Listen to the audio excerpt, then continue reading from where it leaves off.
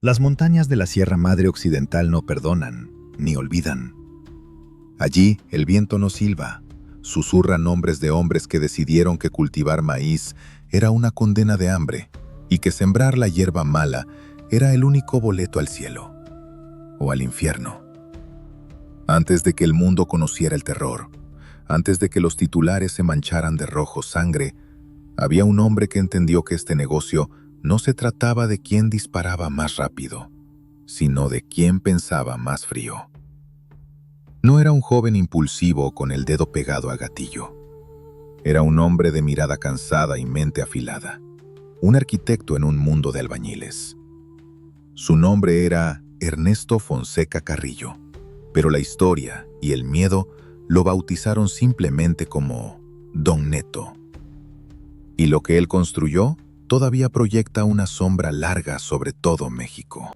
Si quieres entender cómo un campesino de Sinaloa se convirtió en el maestro de los monstruos más temidos de la historia, suscríbete ahora mismo al canal, activa la campana y escribe en los comentarios: ¿quién es el verdadero jefe de jefes? En los años 70, Sinaloa era tierra de nadie. O mejor dicho, era tierra de valientes y tumbas prematuras. Badiraguato, ese pequeño punto en el mapa que el destino maldijo y bendijo al mismo tiempo, era el epicentro de todo. El sol caía a plomo sobre los cerros, quemando la piel de los gomeros que subían y bajaban las laderas cargando costales de goma de amapola y fardos de esa hierba que hacía reír a los gringos. En ese entonces el negocio era rústico, sucio, desorganizado. Los clanes familiares se mataban por un pedazo de tierra o por una ruta mal trazada. Era el lejano oeste, pero con sombreros de paja y botas empolvadas. En medio de ese caos de balas perdidas y lealtades frágiles, Ernesto Fonseca Carrillo destacaba no por su brutalidad, sino por su templanza. Don Neto ya no era un chamaco. Mientras otros plebes soñaban con comprarse una pistola dorada y una camioneta nueva para presumir en la plaza del pueblo, Neto pensaba en logística, en rutas, en alianzas. Él entendía algo que los demás ignoraban. El conflicto atrae a la chota, la policía. Y la chota cuesta dinero o cuesta sangre. Y para el negocio, ambas cosas son pérdidas. Neto aprendió las reglas del juego bajo la tutela de una leyenda: Pedro Avilés Pérez, el león de la sierra. Pedro fue el primero en volar, literalmente. Fue el pionero en usar avionetas para mover la mercancía hacia el norte, saltándose los retenes y las revisiones en las carreteras. Neto observaba, callado, siempre aprendiendo. Veía cómo Pedro manejaba a sus hombres, cómo imponía respeto sin necesidad de gritar. Pero también veía los errores. Veía que la violencia desmedida era mala publicidad. Neto se convirtió en la mano derecha, en la voz de la razón, en el tesorero de una organización que apenas estaba en pañales. Era el tío que regañaba a los sobrinos cuando se pasaban de la raya con el tequila o con el polvo de ángel. Sin embargo, la tranquilidad de la sierra estaba a punto de romperse. Desde el norte, el tío Sam presionaba. Los gringos estaban cansados de que sus calles se llenaran de la risa verde mexicana. Así nació la Operación Cóndor. Fue como si el cielo se abriera y lloviera fuego. Miles de soldados federales, apoyados por asesores extranjeros, inundaron el Triángulo Dorado.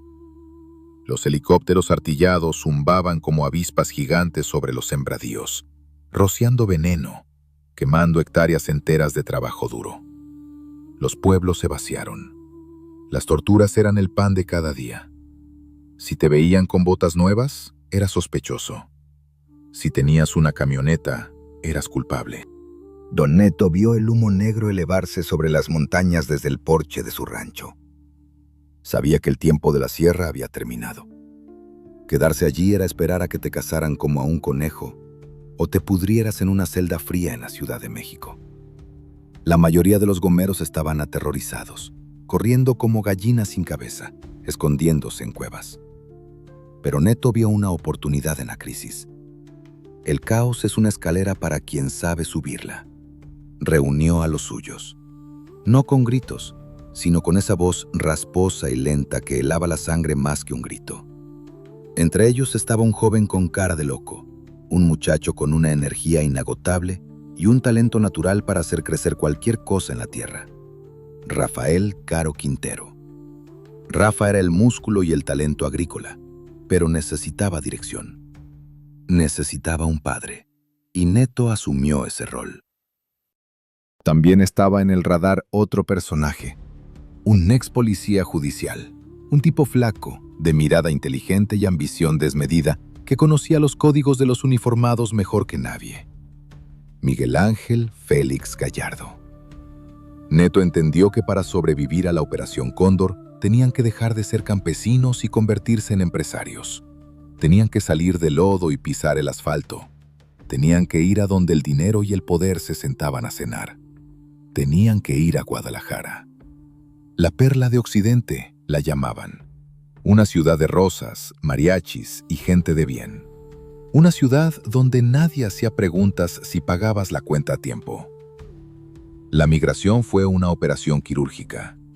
No llegaron disparando, llegaron comprando. Neto fue fundamental en este proceso. Mientras Félix Gallardo tejía los hilos políticos, pactando con gobernadores y comandantes corruptos que preferían un sobre grueso a una medalla de honor, Neto organizaba a la tropa. Él se encargaba de que los muchachos de Sinaloa, acostumbrados a orinar en el monte y resolver problemas a machetazos, aprendieran a comportarse en sociedad.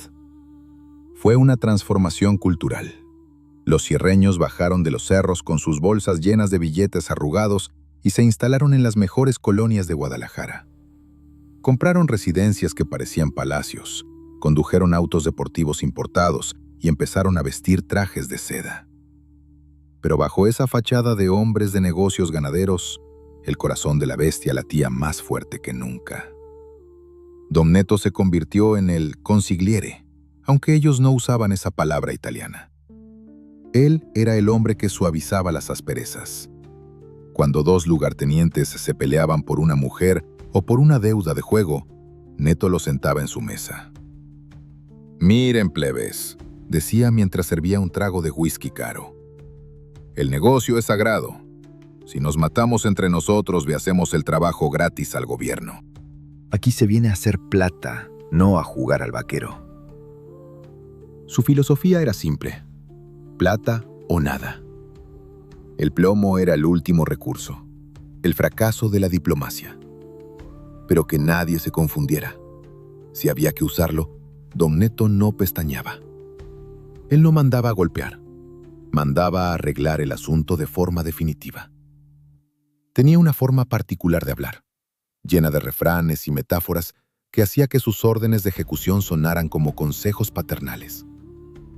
«Ese muchacho está muy cansado. Necesita dormir un largo rato», decía. Y al día siguiente el muchacho aparecía en un lote baldío con las manos atadas y los ojos cerrados para siempre. En Guadalajara, la estructura se solidificó. Crearon algo que nunca había existido en México: una federación. Ya no eran bandas aisladas, eran una corporación. Se repartieron las plazas, se establecieron cuotas, se compró la protección al más alto nivel. La policía ya no los perseguía, la policía los escoltaba. Era el sueño húmedo de cualquier criminal: operar con patente de corso. Neto disfrutaba de esta nueva vida. Le gustaban las fiestas, pero no el descontrol público. Prefería las reuniones privadas en salones cerrados, con música de banda en vivo, mujeres hermosas traídas de todas partes del país y montañas de mariscos frescos. Sin embargo, en sus ojos siempre había una chispa de desconfianza. Miraba a Félix Gallardo negociar con los políticos de la capital y pensaba: ¿hasta cuándo nos dejará jugar? Miraba a Rafa Caro Quintero enamorándose y gastando fortunas en caprichos y pensaba: este chico nos va a meter en problemas. Era el año 1980. El dinero fluía como el agua en una presa rota. Las avionetas de Pedro Avilés ya eran historia. Ahora tenían flotas enteras. Pero don Neto, con su instinto de viejo lobo, sabía que en la cima es donde más fuerte sopla el viento. Sabía que habían despertado la envidia no solo de otros grupos, sino de los mismos demonios que vivían al norte del río Bravo. La transición estaba completa. De los cerros pelados de Badiraguato a las mansiones de Puerta de Hierro en Guadalajara. Habían creado un imperio invisible a plena luz del día. Pero como todo imperio construido sobre el sufrimiento ajeno y el polvo prohibido, los cimientos estaban hechos de huesos. Y don Neto, sentado en su sillón de piel, acariciando un vaso de cristal cortado, sabía que tarde o temprano alguien vendría a cobrar la factura. Lo que él no sabía era que el cobrador ya estaba en camino, y no traía pistola, sino una placa de la DEA y un bigote que se convertiría en la maldición de todos ellos. Guadalajara, a principios de la década de los 80, no era simplemente una ciudad. Era la oficina central de una corporación fantasma que movía más capital que muchas empresas legítimas de la bolsa. Mientras el resto del país se debatía en crisis económicas y devaluaciones, en las colonias ricas de la Perla Tapatía, el champán nunca dejaba de fluir y los mariachis cobraban en dólares. La estructura que se levantó allí no fue un accidente, fue una obra de ingeniería humana. Y si Miguel Ángel Félix Gallardo era el cerebro que miraba hacia Los Pinos y Washington, y Rafael Caro Quintero era el corazón impulsivo que amaba la tierra y lo que brotaba de ella, Ernesto Fonseca Carrillo, don Neto, era la columna vertebral. Sin él, el cuerpo se habría derrumbado bajo su propio peso. Si quieres entender cómo se unieron los clanes más peligrosos bajo una sola mesa, suscríbete ahora. Dale like si crees que la lealtad vale más que el dinero. Don Neto entendía algo fundamental sobre la naturaleza de los hombres que portan fierros en la cintura. Son orgullosos, territoriales y a menudo estúpidos. Antes de Guadalajara, cada quien mandaba en su pedazo de tierra. Los de Sinaloa, los de Chihuahua, los de Tijuana. Todos eran pequeños reyes en reinos de polvo. Se mataban por cruzar una cerca o por una mirada mal puesta en una cantina. Eso era malo para el negocio. La sangre atrae a las moscas, y las moscas visten uniforme y piden mordidas. La labor de Neto fue titánica, la diplomacia del infierno. Él fue quien se sentó con los viejos patriarcas y los jóvenes lobos. No usaba amenazas directas al principio, usaba la lógica del mercado. «Miren, compadres», les decía con esa voz rasposa, mientras servía tequila de una botella que costaba más que el sueldo anual de un obrero. «Si nos peleamos, la ganancia se la quedan los de arriba para dejarnos trabajar. Si nos unimos, nosotros ponemos el precio». El pastel es muy grande. Hay rebanadas para todos y dejamos de ser unos hambreados. Así nació la Federación. No se firmaron papeles ante notario, pero el pacto fue más sólido que cualquier contrato legal. Se repartieron las plazas como si fuera un juego de mesa. Tijuana para los Arellano, Ciudad Juárez para los Carrillo, su propia sangre. Sinaloa para el Chapo y el Güero. Y en el centro de todo, supervisando que los engranajes giraran con grasa y no con sangre, estaba don Neto. Él era el árbitro. Cuando había disputas, no iban a los tribunales. Iban a la casa de don Neto, y su palabra era la sentencia final. Pero la verdadera prueba de fuego para este gerente de operaciones llegó con el cambio de mercancía. Hasta ese momento, el negocio era volumen. Camiones y camiones de la verde, esa hierba que huele a monte y que los gringos consumían por toneladas. Era un trabajo de logística pesada, estorboso, difícil de esconder. Entonces llegaron los primos del sur. Los caballeros de Medellín y Cali, Colombia. Traían una propuesta diferente. Un polvo blanco, fino, que cabía en una maleta y valía 100 veces más que un camión de lechuga. Nieve, le decían. Al principio, don Neto, hombre de la vieja escuela, torció el gesto. «Esa cochinada quema el cerebro», le dijo a Félix en una de sus reuniones privadas. «La hierba es natural, Dios la puso ahí. Esto es química, es veneno. Nos va a traer problemas que no podemos manejar». Félix, con su visión de empresario moderno, solo veía los márgenes de ganancia. Neto, aunque reacio, era un hombre pragmático. Si el mercado pedía nieve, ellos venderían invierno en pleno agosto. Pero impuso sus reglas. Los colombianos no podían operar en suelo mexicano a sus anchas. Tenían que pagar piso.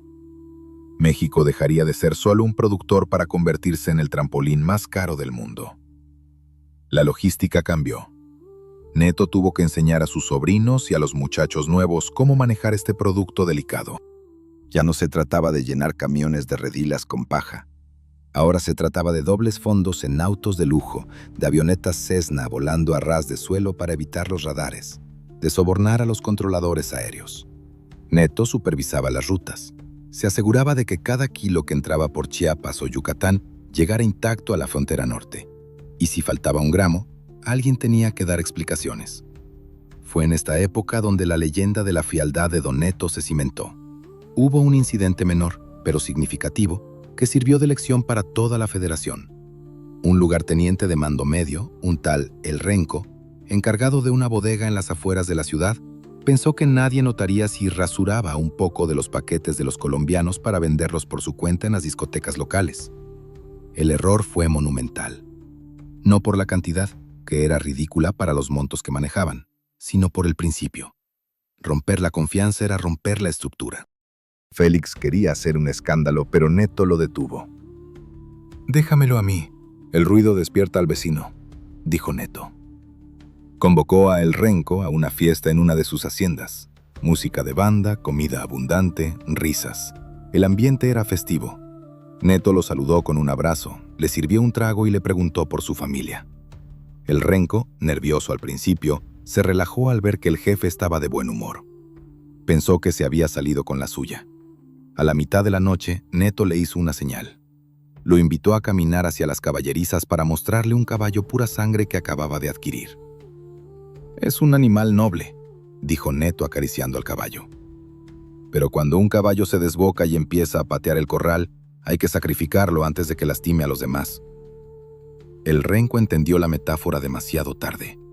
Dos de los hombres de confianza de Neto, sombras silenciosas que siempre lo acompañaban, aparecieron detrás. No hubo gritos ni disparos que asustaran a los invitados de la fiesta principal. Solo un sonido sordo, seco. «Llévenlo a dar un paseo largo», ordenó Neto sin dejar de acariciar al caballo. «Y asegúrense de que nadie lo encuentre hasta que sea puro hueso». Regresó a la fiesta, se limpió una mota de polvo invisible de su chaqueta y siguió bebiendo. Al día siguiente, en la reunión matutina con los jefes de plaza, simplemente comentó: «El tema de la bodega está resuelto.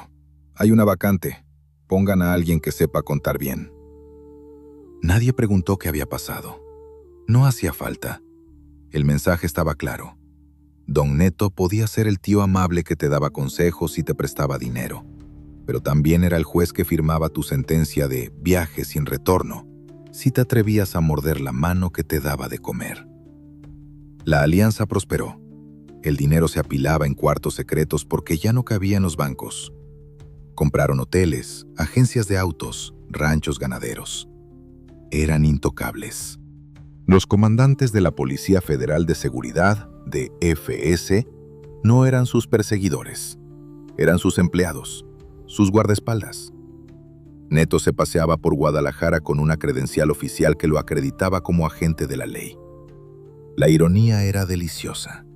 El mayor traficante era, en papel, un servidor público. Pero entre tanto éxito, Neto empezó a notar algo que le preocupaba.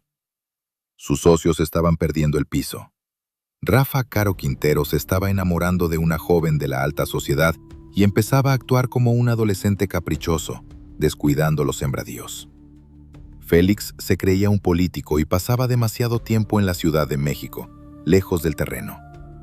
Don Neto se quedó solo vigilando el fuerte, viendo cómo la montaña de dinero crecía tanto que empezaba a taparles la visión del peligro. Sabía que la fiesta no podía durar para siempre. Sabía que los güeros del norte estaban tomando fotos satelitales, escuchando llamadas, anotando matrículas. «Estamos engordando al cerdo para la matanza», murmuró una noche mientras miraba las luces de la ciudad desde su terraza. Y tenía razón. El cerdo estaba gordo, y el carnicero ya estaba afilando el cuchillo. Corrían los primeros años de los 80 y en Guadalajara el sol no se ponía. Se desmayaba de borracho. La ciudad olía a loción importada, a pólvora quemada y a ese aroma dulzón y metálico que desprende el dinero nuevo cuando se apila demasiado alto. Para Ernesto Fonseca Carrillo y sus socios, la vida se había convertido en un banquete sin fin, una bacanal romana celebrada en patios de haciendas con piso de mármol y grifos de oro. Se sentían dioses, intocables, dueños del aire que respiraban los mortales y del polvo que aspiraban los reyes. Pero en el fondo de su copa de cristal, don Neto veía algo que los demás ignoraban, el reflejo de un abismo que empezaba a abrir la boca. Si quieres saber cómo se vivía en la cúspide antes de la caída más brutal de la historia, suscríbete al canal ahora mismo. Deja tu like y comenta: ¿el dinero compra la lealtad o solo la alquila? La Perla Tapatía se había transformado en el patio de recreo de la Federación. Ya no eran aquellos gomeros con las botas llenas de lodo de la Sierra de Sinaloa. Ahora eran empresarios. Don Neto se paseaba por los restaurantes más lujosos de la Avenida Vallarta, saludando a políticos, a banqueros y a jefes de policía con la familiaridad de un viejo amigo. Las camionetas Ford Lobo blindadas formaban caravanas que nadie se atrevía a rebasar. Los agentes de la Dirección Federal de Seguridad, DFS, no los detenían. Les abrían paso con sirenas, fungiendo como escoltas personales pagados con la nómina del Estado y las propinas de la organización. En las fiestas de Don Neto, el exceso era la norma. Se cerraban hoteles enteros. Llegaban aviones privados cargados de mariscos desde Mazatlán y cortes de carne desde Sonora. Las bandas de viento tocaban corridos que ensalzaban sus hazañas, convirtiendo delitos en leyendas heroicas. Neto, sentado en la cabecera, reía y brindaba, pero sus ojos de águila vieja escaneaban la habitación. Veía a los licenciados del gobierno emborracharse y recibir maletines. Veía a las reinas de belleza coquetear con hombres que tenían más cicatrices que años de escuela. Todo era una gran obra de teatro, y él era el director de escena que sabía que el telón podía caer de golpe en cualquier momento. A diferencia de la frialdad calculadora de Félix Gallardo, que siempre estaba pendiente del teléfono y de las conexiones en la Ciudad de México, o de la locura explosiva de Rafael Caro Quintero, que gastaba fortunas en caprichos infantiles, Neto mantenía un equilibrio precario. Era el hombre que disfrutaba de la vida, sí, pero con un pie siempre cerca de la puerta de salida. Fue en esta época dorada cuando don Neto comenzó a pulir a su joya más preciada, un diamante en bruto que llevaba su propia sangre, su sobrino, Amado Carrillo Fuentes. Amado era diferente. No tenía la bravuconería de los otros muchachos. Era callado, observador, con una mente técnica. Neto lo tomó bajo su ala, como un maestro artesano enseña a su aprendiz. «Mijo», le decía mientras caminaban por los hangares privados del aeropuerto, «cualquiera puede jalar el gatillo. Eso lo hace hasta un mono. El verdadero poder está en el cielo». Neto le enseñó a Amado que el negocio no se trataba de mover kilos en la cajuela de un coche, sino de logística aérea a gran escala. Le enseñó a leer mapas, a entender los vientos, a sobornar a los controladores de torre y a calcular el peso exacto que una avioneta Cessna podía levantar sin estrellarse en la sierra. «Los pájaros de acero no se cansan, Amado, y no hablan», sentenciaba Neto. Ahí, entre el olor a turbocina y el ruido de los motores, nació la leyenda del futuro Señor de los Cielos. Pero en ese momento solo era el sobrino favorito de don Neto, el chico que escuchaba y anotaba todo en su cabeza. Sin embargo, mientras Neto construía el futuro con Amado, el presente se le desmoronaba por culpa de Rafa. Rafael Caro Quintero, el príncipe, se había vuelto incontrolable. El éxito de su rancho en Chihuahua, donde miles de campesinos trabajaban día y noche cosechando la sin semilla, le había dado un poder económico que rivalizaba con el PIB de países pequeños. Pero el dinero le había podrido el juicio. Rafa ya no se conformaba con ser el rey del campo. Quería ser aceptado por la alta sociedad de Guadalajara. Se obsesionó con una jovencita de apellido ilustre, sobrina de políticos poderosos. Esa obsesión trajo ruido, mucho ruido. Rafa hacía escándalos en discotecas, cerraba calles para llevarle serenata y, lo peor de todo, empezó a consumir su propia mercancía. La nieve lo ponía paranoico, agresivo. Neto tuvo que intervenir más de una vez para limpiar los desastres de su socio. «Rafa, por el amor de Dios», le regañaba Neto en privado. «Estás toreando al toro equivocado. Esas niñas son veneno. Sus papás tienen amigos en el gobierno que ni nosotros podemos comprar». Pero Rafa, con los ojos inyectados en sangre y la mandíbula tensa, solo se reía. «Don Neto, usted se preocupa mucho. Aquí mandamos nosotros. El gobierno come de mi mano». Neto sabía que eso era una verdad a medias. El gobierno comía de su mano mientras tuviera hambre, pero si se sentía amenazado, mordería hasta arrancar el brazo. Y lo que más le preocupaba a don Neto no eran los políticos mexicanos, sino los vecinos del norte. La DEA había llegado a Guadalajara. Al principio eran sombras, rumores. Un gringo con cámara fotográfica en un parque, una camioneta sin placas estacionada demasiado tiempo frente a una casa de seguridad. Félix Gallardo lo desestimaba. Decía que estaban controlados, pero Neto tenía un sexto sentido para el peligro. «Hay un olor a azufre en el aire», le comentó a Amado una tarde. «Esos güeros no vienen de turismo, están tomando notas, y cuando un gringo toma notas, al poco tiempo caen las bombas». La tensión crecía. Los incidentes se multiplicaban. Un tiroteo en un restaurante porque alguien miró feo a Rafa.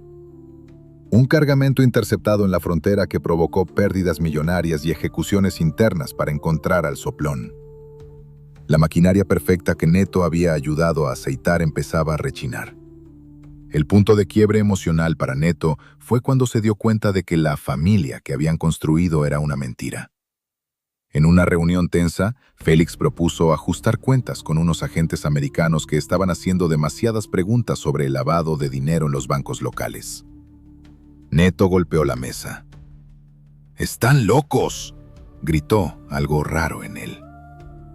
«A los gringos no se les toca, se les soborna, se les engaña, se les da la vuelta. Pero si tocas a uno de ellos, nos va a caer el ejército entero encima. ¿No se acuerdan de la Operación Cóndor? ¿Quieren volver a vivir en cuevas?». Félix lo miró con esa frialdad de reptil y no dijo nada. Rafa, drogado y eufórico, jugaba con una navaja. Neto se sintió, por primera vez en años, viejo y cansado. Se dio cuenta de que estaba rodeado de niños con lanzallamas. Esa noche, Neto regresó a su mansión, pero no pudo dormir. Se sirvió un whisky doble y se sentó en la oscuridad, escuchando el silencio de la casa. Sabía que la fiesta eterna estaba a punto de terminar. Las luces se iban a apagar. La música se detendría, y cuando amaneciera, solo quedarían la resaca y los cadáveres. Lo que don Neto no imaginaba era que el detonante final no sería un error de cálculo financiero, sino un acto de soberbia tan grande que desafiaría a la potencia más grande del mundo. El nombre de ese error tenía apellido Camarena, y su destino ya estaba sellado en las mentes febriles de sus socios. La tormenta se estaba formando justo encima de sus cabezas, negra y cargada de electricidad, y ellos seguían bailando. Dicen que el diablo se esconde en los detalles, pero en la Guadalajara de 1984, el diablo vestía de civil, hablaba un español perfecto y cargaba una cámara fotográfica colgada al cuello, como si fuera un turista perdido. No era un hombre imponente, ni tenía cara de asesino.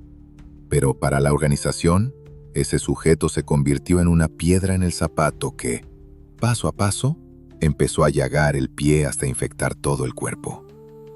Su nombre era Enrique, Kiki para los amigos, y ese pinche metiche para los señores que movían los hilos de la ciudad.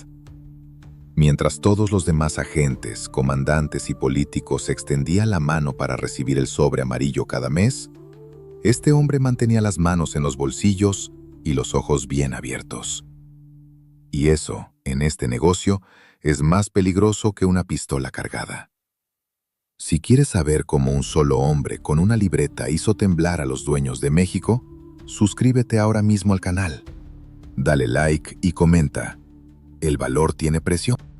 Para Ernesto Fonseca Carrillo, Don Neto, la presencia de la agencia de 3 letras, DEA, en Guadalajara, no era una novedad, era un impuesto. Él, con su experiencia de viejo lobo de mar, sabía que los vecinos del norte siempre tenían que tener un ojo puesto en el sur. «Déjalos que miren», le decía a Félix Gallardo mientras compartían un café cargado en la terraza del Hotel Fiesta Americana. «Mientras miren y no toquen, no hay problema. Al final del día, sus propios ciudadanos son los que compran lo que nosotros vendemos». Pero Kiki Camarena no solo miraba. Kiki olfateaba, y su nariz lo llevó lejos de las luces de neón de la ciudad, hacia el árido y vasto desierto de Chihuahua. Allí, bajo el sol inclemente, Rafael Caro Quintero había construido su obra maestra, su orgullo, su bebé. El Rancho Búfalo. No era un simple sembradío, era una ciudad agrícola clandestina. 1000 hectáreas de desierto convertidas en un oasis de oro verde. Rafa había empleado a miles de campesinos, había instalado sistemas de riego de última tecnología traídos de Israel y había creado una infraestructura que producía toneladas de esa hierba sin semilla, que volvía locos a los consumidores en California. Era una operación industrial, la más grande que el mundo había visto jamás. Se decía que el olor de la planta era tan fuerte que se podía oler a kilómetros de distancia si el viento soplaba a favor. Don Neto había visitado el Búfalo una vez. Quedó impresionado, sí, pero también preocupado. «Rafa, esto se ve desde la luna», le advirtió, masticando su cigarro. «Es demasiado grande, demasiado ruido. Cuando uno grita muy fuerte que tiene dinero, siempre aparece alguien queriendo robárselo». Rafa, con la arrogancia de la juventud y el respaldo de los comandantes locales de la Dirección Federal de Seguridad, DFS, se limitó a reír. «Aquí no entra ni el aire sin mi permiso, don Neto. Todo está arreglado». Pero nada está arreglado para siempre. En noviembre de 1984 el cielo de Chihuahua se oscureció. No por nubes de lluvia, sino por enjambres de helicópteros del ejército mexicano. La presión de la DEA había sido tanta, las fotos de Kiki tan precisas, que el gobierno mexicano no tuvo más remedio que actuar para guardar las apariencias. Fue la Operación Pacífico. Cientos de soldados descendieron sobre el Búfalo. Los campesinos corrieron como hormigas cuando alguien patea el hormiguero. Lo que siguió fue una hoguera bíblica. Quemaron todo. El humo negro y espeso subió al cielo como una ofrenda macabra. Se dice que se quemaron más de 8,000 toneladas de producto. El valor en la calle era incalculable. Miles de millones de dólares convertidos en ceniza en una sola tarde. En Guadalajara, la noticia cayó como una bomba atómica. Rafael Caro Quintero estaba fuera de sí. No lloraba por el dinero perdido, lloraba por el orgullo herido. Sentía que le habían escupido en la cara. Golpeaba las paredes, gritaba, amenazaba con matar a todo el batallón que había osado pisar su tierra. «¡Me traicionaron! ¡Alguien abrió la boca!», rugía Rafa, con los ojos inyectados en sangre y cocaína. Se convocó a una reunión de emergencia. La atmósfera en la mansión de la calle Lope de Vega era densa, irrespirable. Los ceniceros estaban llenos y las botellas vacías. Félix Gallardo mantenía su frialdad habitual, calculando las pérdidas y cómo recuperarse financieramente. Pero Rafa quería sangre, y los comandantes corruptos de la policía, esos que cobraban su nómina del cartel, empezaron a susurrar nombres. «Es el agente de la DEA», dijeron. «El tal Kiki. Él tomó las fotos, él guió a los soldados. Y no solo eso, sabe demasiado. Sabe de los pagos, sabe de las cuentas, sabe quiénes son los políticos que nos protegen». Don Neto escuchaba en silencio, sentado en su sillón favorito. Veía cómo la paranoia se apoderaba de la sala. Sabía que estaban en un punto de no retorno. «Cálmense», dijo Neto con su voz grave, intentando poner paños fríos. «Perdimos la cosecha, ni modo. Se siembra otra. El dinero va y viene. Pero si tocamos a un agente federal de los Estados Unidos, nos vamos a echar encima a todo el enjambre. No sean estúpidos. A ese perro no se le patea, se le deja ladrar hasta que se canse. Pero sus palabras cayeron en oídos sordos. La soberbia había cegado a sus socios. Los políticos corruptos, temiendo que Kiki revelara sus nombres en Washington, asusaron a Rafa. Le hicieron creer que era una cuestión de honor, de hombría. Le dijeron que si no actuaba, parecería débil ante los demás plazas. Y en este mundo, parecer débil es una sentencia de muerte. Félix, siempre pragmático, vio que no podía detener la marea. Quizás pensó que darle un susto a la gente serviría para negociar, para saber qué tanto sabía realmente la DEA. «Solo queremos saber qué información tienen», dijo alguien en la mesa. Una plática, unos toques para aflojarle la lengua. Neto negó con la cabeza, sirviéndose otro trago. Sabía que unos toques en el lenguaje de la DFS significaba parrillas eléctricas, agua mineral por la nariz y horas de dolor inimaginable. Sabía que Rafa no se iba a detener en una simple charla. «Ustedes están cavando nuestra propia tumba», murmuró Neto, pero ya nadie le prestaba atención. La decisión estaba tomada. La maquinaria se puso en marcha. Ya no eran narcotraficantes, eran cazadores. Empezaron a vigilar las rutinas de Kiki. Sabían a qué hora salía de su oficina en el consulado americano. Sabían a dónde iba a comer con su esposa. Sabían qué coche manejaba. El aire en Guadalajara se volvió pesado, eléctrico. Don Neto sentía un mal presagio en los huesos, como cuando va a llover y duelen las articulaciones viejas.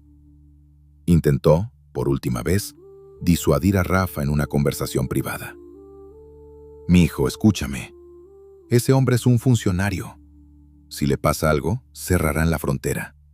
Se acabará el negocio para todos. Piensa con la cabeza fría».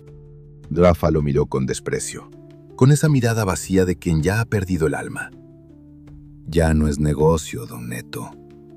Es personal. Me quitó mi rancho. Ahora, yo le voy a quitar la tranquilidad». El 7 de febrero de 1985 amaneció como cualquier otro día soleado en Jalisco. Kiki Camarena salió del consulado para encontrarse con su esposa para almorzar. Caminaba tranquilo, pensando quizás en que pronto lo transferirían a San Diego, lejos de este nido de víboras. No sabía que a pocos metros, en un Volkswagen Atlantic, varios hombres de la DFS y sicarios de la organización lo esperaban. Don Neto no estaba allí físicamente, pero su sombra se proyectaba sobre el evento. Él era parte de la hidra, y aunque una cabeza dijera no, las otras ya habían lanzado la mordida. Cuando le informaron que el paquete había sido recogido y que lo llevaban a la casa de Lope de Vega, Neto sintió un frío en el estómago que ni el mejor tequila podía calmar. «Ya lo tienen», le dijo uno de sus lugartenientes por radio. «El doctor, Rafa, lo está esperando». Neto cerró los ojos. Sabía lo que venía. No sería una interrogación policial, sería una carnicería. Y él, el profesor, el hombre que abogaba por la diplomacia y el orden, tendría que ser testigo y cómplice del error más grande en la historia del crimen organizado. Habían despertado al gigante dormido, y el gigante venía con sed de venganza. La puerta de la casa número 881 en la calle Lope de Vega se abrió para recibir al visitante incómodo. Kiki entró caminando, pero todos sabían que solo saldría en una bolsa negra. La fiesta había terminado oficialmente. Ahora comenzaba el velorio de su propio imperio. El 7 de febrero de 1985, el sol se puso temprano en la calle Lope de Vega. O al menos eso sintieron los hombres que estaban dentro de la casa número 881. Afuera, la vida en Guadalajara seguía su curso. Los niños salían de las escuelas. Las señoras compraban el pan para la merienda y los enamorados paseaban por la Minerva. Pero adentro, tras los muros altos y las cortinas cerradas, el aire se había vuelto irrespirable, cargado de un olor metálico que no era óxido, sino miedo y sangre. En el centro de la sala, atado a una silla como un animal de sacrificio, estaba el hombre que había osado mirar a los ojos al dragón. Y el dragón, herido y rabioso, estaba a punto de escupir su último fuego. Si tienes el estómago fuerte para escuchar lo que sucede cuando la soberbia supera a la razón, suscríbete ahora mismo. Esto no es un cuento de hadas, es la crónica de una pesadilla. Deja tu comentario. Nadie sale vivo de aquí. Ernesto Fonseca Carrillo llegó a la casa cuando la fiesta macabra ya había empezado. Al bajar de su gran marquís, se ajustó el saco, sintiendo un peso en los hombros que no correspondía a su edad, sino la certeza de que estaban cometiendo un error irreparable. Los plebes en la entrada, armados hasta los dientes con cuernos de chivo, los saludaron con respeto, pero bajaron la mirada. Incluso ellos, acostumbrados a dar piso a rivales y traidores, sabían que lo que estaba pasando ahí adentro era diferente. No era un ajuste de cuentas entre narcos, era un desafío directo al Imperio del Norte. Al entrar, el ambiente lo golpeó como una bofetada.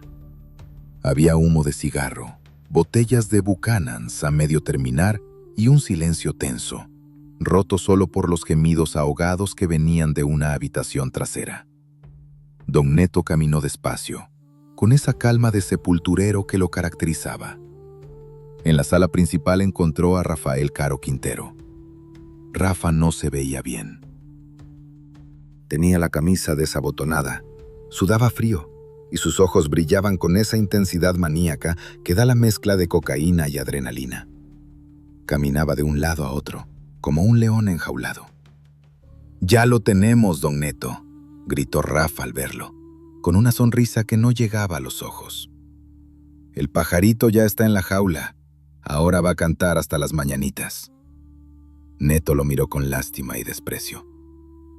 «Rafa, siéntate», le dijo con voz grave. «Te ves mal. ¿Sabes lo que has hecho? No trajiste a un soplón cualquiera. Trajiste al diablo a cenar a nuestra mesa». Rafa soltó una carcajada nerviosa. «¿El diablo? Ese güey no es nadie. Es un simple empleado. Nos quitó el búfalo, Neto. Miles de millones. Mi trabajo. Mi esfuerzo. Tiene que pagar. Tiene que decirnos quién más está en la lista. ¿Quién nos vendió?» Neto negó con la cabeza y se dirigió hacia la habitación del fondo. Necesitaba ver al paquete con sus propios ojos. Abrió la puerta y la escena se le grabó en la retina para siempre. Enrique Kiki Camarena estaba irreconocible. La cara hinchada, la ropa desgarrada, las manos atadas a la espalda con una brutalidad innecesaria. Había sangre seca en su rostro y sangre fresca en el suelo. A su lado, un médico, si es que se le podía llamar así a un carnicero con estetoscopio, estaba pendiente de que el agente no perdiera el conocimiento. La orden era clara: mantenerlo despierto. El dolor tenía que ser lúcido. Neto se acercó. Kiki, con el único ojo que podía abrir a medias, lo miró. No había súplica en esa mirada, había resignación y una extraña dignidad. Sabía que no iba a salir vivo. «¿Tú eres el jefe?», murmuró Kiki con la boca partida. Su voz era un susurro rasposo. Neto se quitó las gafas oscuras y se sentó en una silla frente a él. Hizo una seña para que los golpeadores retrocedieran un poco. «Soy el que trata de arreglar el desorden que hicieron los muchachos», respondió Neto, encendiendo un cigarrillo y ofreciéndole una calada a la gente, que la rechazó moviendo levemente la cabeza. «Mire, agente, usted se metió en camisa de 11 varas. Andaba muy lejos de su casa. ¿Por qué no se quedó en su escritorio?» «Es mi trabajo», contestó Kiki. «Igual que el suyo es vender veneno». Neto sonrió con amargura. «No, mi amigo, mi trabajo es dar servicio. La gente pide, nosotros damos. Pero usted quiso ser héroe, y los héroes siempre terminan jóvenes y bajo tierra». La entrevista continuó durante horas. Se grabaron cintas de audio. Neto hacía preguntas, pero no con la furia de Rafa, sino con la curiosidad de quien quiere entender dónde falló el sistema de seguridad. Quería nombres. Quería saber qué tanto sabía la DEA sobre sus cuentas, sobre sus socios políticos, sobre la protección que pagaban en la Ciudad de México. «¿Quién está hablando?», Preguntaba Neto con suavidad. ¿Quién de mis compadres se fue de la lengua con ustedes? Dígame y tal vez esto termine rápido. Kiki dio nombres, algunos ciertos, otros inventados para ganar tiempo o para confundir. Habló de comandantes, de generales, de políticos. Cada nombre era una sentencia de muerte potencial. Pero Neto sabía que la información ya no importaba. Lo que importaba era el hecho. En un momento, Rafa entró como un huracán. Al ver que Neto platicaba demasiado tranquilo, se enfureció. «¡Así no se hace!», gritó apartando a Neto de un empujón. «A estos perros hay que enseñarles a respetar». Rafa se lanzó sobre la gente con una furia ciega. Golpes, insultos, patadas. Era el desquite de un niño berrinchudo con el poder de un dios cruel. Neto se levantó, se limpió el polvo del pantalón y salió de la habitación. No podía ver eso. No porque fuera un santo. Había mandado dormir a muchos hombres en su vida, sino porque aquello carecía de honor. Era una carnicería sin sentido. Era matar a la gallina de los huevos de oro a garrotazos. Se fue a la cocina y se sirvió un vaso de agua. Le temblaban las manos. Escuchaba los gritos ahogados y el sonido seco de los golpes contra la carne. «Ya valió madre», susurró para sí mismo. «Se nos acabó la suerte». Pasaron las horas. La noche cayó sobre Guadalajara, pesada como una lápida. De repente, el ruido cesó. Un silencio sepulcral invadió la casa. El médico salió de la habitación, limpiándose las manos con un trapo manchado de rojo. Miró a Neto y negó con la cabeza. «Se nos pasó la mano, patrón». El corazón no aguantó más. Kiki Camarena había dejado de respirar. El hombre que puso en jaque al cartel más poderoso del continente yacía inerte en una habitación sucia. Ya no era un agente federal. Era un bulto, un problema de 80 kilos que había que desaparecer. Rafa salió poco después, jadeando, con la camisa pegada al cuerpo por el sudor. Ya no se veía tan eufórico. La realidad empezaba a filtrarse en su cerebro drogado.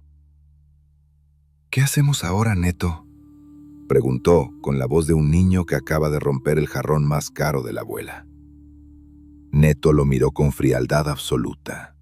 El tiempo de los regaños había pasado. Ahora era tiempo de control de daños. ¿Ahora? Ahora reza lo que sepas, Rafa, porque acabas de despertar a todos los demonios del infierno.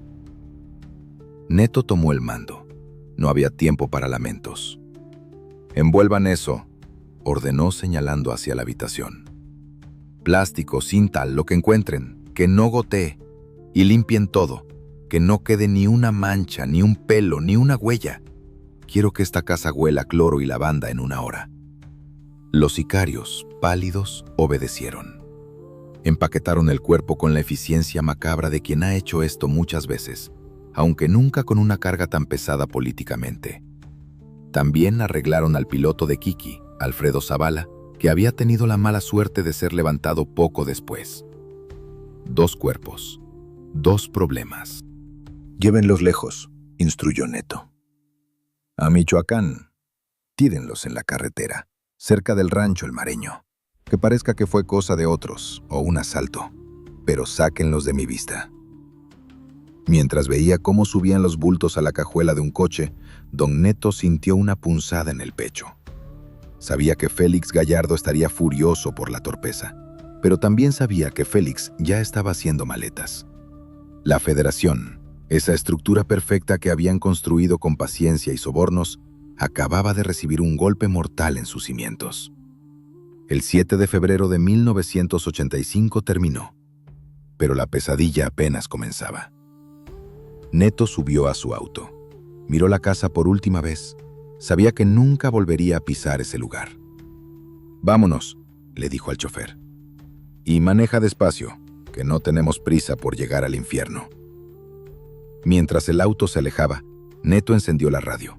Sonaba una canción de amor, una balada estúpida y alegre que contrastaba con la muerte que dejaban atrás. Pensó en Kiki. Pensó en su esposa, en sus hijos. Por un segundo, solo por un segundo, sintió algo parecido a remordimiento. Pero luego, su instinto de supervivencia volvió a tomar el control. «Pobre diablo», pensó. Nadie le dijo que en México hasta los santos tienen precio. La cacería más grande de la historia estaba a punto de comenzar. Y don Neto, el viejo profesor, sabía que esta vez no habría soborno que valiera. Dicen que cuando el gigante del norte estornuda, a México le da neumonía. Pero en febrero de 1985, el gigante no estornudó. Rugió con una furia que hizo temblar los cimientos de los pinos y agrietó las paredes de todas las casas de seguridad desde Tijuana hasta Chiapas. El hallazgo de los cuerpos de Kiki Camarena y su piloto, envueltos en plástico como basura mal tirada en una carretera de Michoacán, no fue el final del problema, sino el comienzo del apocalipsis. Washington no envió una carta de protesta, envió una declaración de guerra silenciosa pero devastadora. La Operación Leyenda. Si quieres sentir el frío que recorre la espalda cuando te das cuenta de que no hay escondite posible ante el poder absoluto, suscríbete ahora mismo. Dale like y comenta. ¿Quién manda realmente en México? Ernesto Fonseca Carrillo, don Neto, sintió el cambio en el aire antes que nadie. No lo leyó en los periódicos, lo olió en el miedo de sus socios. El teléfono, que antes sonaba sin parar con llamadas de comandantes, políticos y empresarios queriendo hacer negocios o pedir favores, de repente enmudeció. O peor aún, cuando él llamaba, nadie contestaba. Las puertas que se abrían con una sonrisa y un maletín ahora estaban cerradas con doble cerrojo. Los mismos oficiales de la Dirección Federal de Seguridad, DFS, que días atrás bebían su whisky y le palmeaban la espalda, ahora lo miraban como si tuviera la peste bubónica. El gobierno de Estados Unidos hizo algo impensable. Cerró la frontera. Kilómetros y kilómetros de autos detenidos. El comercio se paralizó.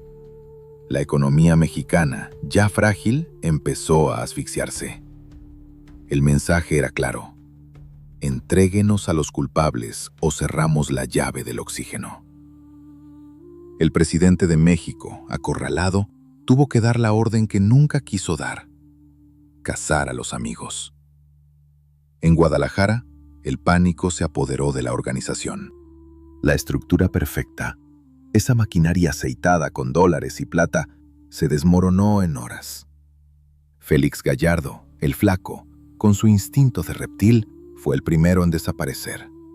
Se volvió humo, cortó comunicaciones, movió sus cuentas a paraísos fiscales y se refugió en la sombra, dejando que los otros cargaran con el calor de los reflectores. Félix sabía que en una tormenta el árbol rígido se rompe, pero el junco se dobla y sobrevive. Él decidió ser junco. Rafael Caro Quintero, en cambio, optó por el drama. Cegado por su amor prohibido con Sara Cosío y por su propia megalomanía, armó un escape de película. Tomó un avión privado, se llevó a la chica, o ella se fue con él. Eso nunca quedó claro para la historia, solo para el chisme. Y voló hacia el sur, hacia Costa Rica. Creía que la distancia lo salvaría. Creía que en una mansión en San José podría vivir su romance de telenovela mientras el mundo ardía. Qué equivocado estaba. No sabía que la DEA tiene ojos hasta en las palmeras. Y ahí quedó don Neto, el viejo profesor. El hombre que había advertido que esto pasaría. Se sentía traicionado, no por la ley, sino por la estupidez de sus propios sobrinos. Bola de imbéciles. Mascullaba mientras caminaba por los pasillos vacíos de su casa en Guadalajara. Les di un imperio y lo cambiaron por un capricho. Les enseñé a comer con cubiertos y terminaron tirando la mesa. Neto sabía que no podía quedarse. La ciudad que lo había coronado rey ahora era una trampa mortal. Cada sirena de patrulla, cada helicóptero que cruzaba el cielo, le recordaba que su tiempo se agotaba. Pero Neto no era de los que corrían por el monte como un animal asustado. Él tenía clase. Él tenía estilo. Si iba a caer, caería con una copa en la mano y viendo el mar. Reunió a su círculo más íntimo, sus guardaespaldas leales, esos que preferían morir antes que hablar. «Nos vamos», dijo con voz cansada. «Empaquen lo necesario. Nada de papeles, nada de fotos. Solo efectivo y fierros». ¿A dónde ir? El norte estaba blindado. El sur era una incógnita. Decidió moverse hacia la costa, hacia Puerto Vallarta, un lugar de turistas, de gringos jubilados, de sol y arena. Pensó que allí, entre la multitud de extranjeros quemados por el sol, un viejo rico y sus escoltas pasarían desapercibidos. Era un plan arriesgado, casi suicida, pero era mejor que esperar sentado a que tumbaran la puerta. La salida de Guadalajara fue tensa. Viajaban en una caravana discreta, sin las ostentaciones de antes. Nada de música a todo volumen, nada de charolas oficiales en el tablero. Eran fantasmas huyendo del amanecer. Neto miraba por la ventana, viendo cómo la ciudad se alejaba. Veía los edificios que habían ayudado a construir con su dinero lavado, los restaurantes donde habían cerrado tratos millonarios. Todo eso ya no era suyo. Habían pasado de ser señores a ser los más buscados. En el camino, Neto tuvo mucho tiempo para pensar. Pensó en Pedro Avilés y en cómo el viejo león había muerto en una emboscada. Pensó en Amado, que inteligentemente se había mantenido al margen del asunto de Kiki, volando bajo el radar, literalmente. Ese muchacho va a llegar lejos, pensó Neto. Si no lo matan antes, va a ser más grande que todos nosotros. Porque él entiende que el negocio es el negocio, no una película de vaqueros. Llegaron a Puerto Vallarta al atardecer. El mar brillaba como oro líquido. Se instalaron en una villa lujosa, con muros altos y vista al océano. Parecía el paraíso. Pero para don Neto era una jaula de oro. Los días pasaban lentos, pegajosos. Neto intentaba mantener la rutina. Se levantaba tarde, desayunaba fruta fresca, leía los periódicos que llegaban con un día de retraso. Las noticias eran aterradoras. Cacería humana, decían los titulares. Presión internacional. Veía las fotos de Rafa y Félix en primera plana. Y la suya, claro. Una foto vieja, en blanco y negro, donde se veía más joven y menos cansado. La paranoia se convirtió en su única compañera fiel. ¿Viste ese coche negro que pasó 2 veces? Le preguntaba a su jefe de seguridad. No es nada, patrón. Son turistas perdidos. Aquí no hay turistas perdidos. Aquí todos buscan algo. Neto sabía que la lealtad tiene fecha de caducidad, y esa fecha suele coincidir con el momento en que se acaba el dinero o empieza el miedo. Sabía que alguien, en algún lugar, estaba negociando su cabeza para salvar la propia. Tal vez un comandante de la policía judicial que conocía su ubicación. Tal vez un político al que le había financiado la campaña. En este negocio no hay amigos, solo cómplices. Se repetía una y otra vez mientras servía otro trago de tequila. Una tarde, mientras miraba el horizonte, sintió una extraña paz. Era la paz del condenado. Sabía que el final estaba cerca. No sabía si sería hoy o mañana. Si vendrían con una orden de arresto o con una lluvia de plomo. Pero vendrían. Se acordó de Kiki Camarena, de su mirada en ese cuarto sucio.